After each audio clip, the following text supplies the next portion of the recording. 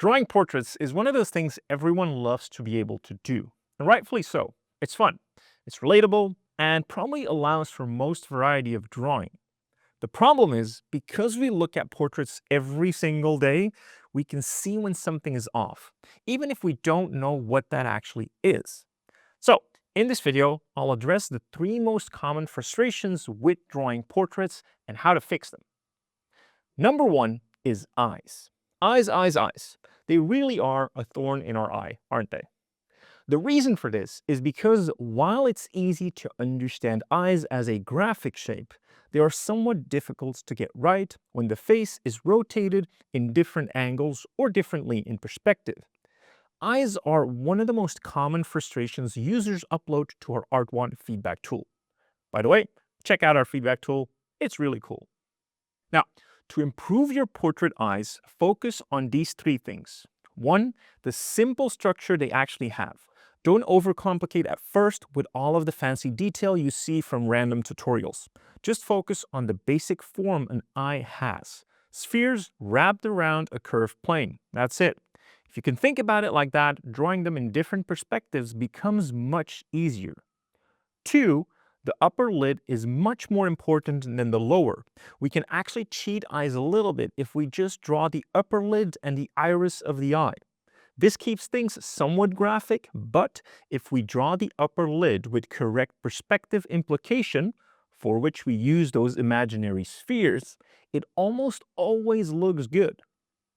And 3, if the head is in a 3/4 angle, the eye turning away from us is usually quite a bit smaller than the eye closest to us.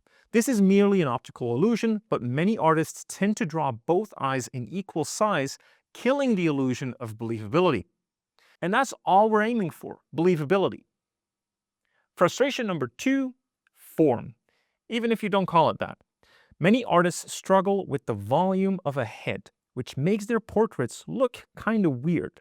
And it's not because they don't understand the features of the face, but those features are simply not placed properly in perspective. And that's not always because you don't understand perspective, but because you don't really understand form in perspective. That's one of the reasons we focus so hard on form at Artwod. So to improve your form, don't obsess over tutorials that teach you the technical stuff of things like the Loomis head. Just learn to break down the head into very basic form like half a sphere in a box or a sphere and half a cylinder wrapping around that box. We call that the face mask principle.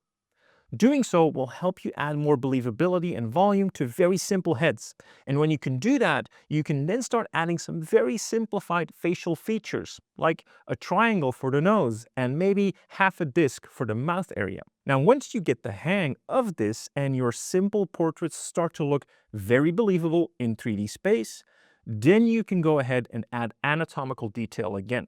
And finally, the last big frustration, shading. Probably one of the most uploaded requests for feedback in our feedback tool. Artists mostly struggle with making the light and shadow look good. It always feels off and it never looks like what they want to. And you know what? It's because you're trying too hard. Yep, that's right. The fastest way to improve your portrait lighting is not to learn everything about light or shadow at all. It's to study photography. There are a couple of what they call in the photography world default lighting setups that make a face look good. Setups like Rembrandt lighting, butterfly lighting, loop lighting, or even short sight lighting. All seemingly complex terminology, but actually very easy to understand and, most importantly, easy to study. Once you understand that you can basically mimic these types of lighting on your portraits, you will quickly see much better results. And then later, once you start to understand the planes of the face, you can have a little bit more fun and actually design your own lighting. But for now, stick to the basics, they work. All right, that's it for today. These are my tips on how to deal with the most common frustrations on drawing portraits. Have fun.